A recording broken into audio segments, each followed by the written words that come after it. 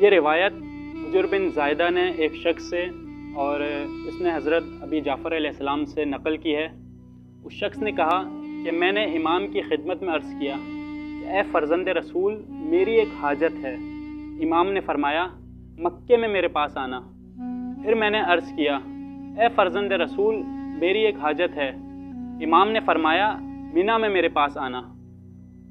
پھر میں نے عرض کیا کہ اے فرزند رسول میں ایک حاجت رکھتا ہوں۔ امام نے فرمایا بتا تیری حاجت کیا ہے؟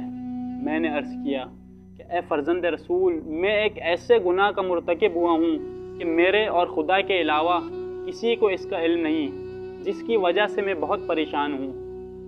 میں اس کا محتمل نہیں ہوں کہ آپ ایک مدت معین فرمائیں اور میں اس مدت تک صبر کروں اور پھر وہاں آپ کی خدمت میں پہنچوں۔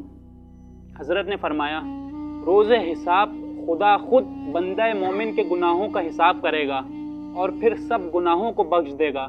اس طرح بندہ مومن کے گناہوں کا حساب کرے گا کہ اس کے گناہوں کا کوئی بھی آگاہ نہ ہوگا، کسی کو بھی اس کے گناہ معلوم نہ ہوں گے، یہاں تک کہ مقرب فرشتے اور پیغمبر مرسل کو بھی علم نہ ہوگا۔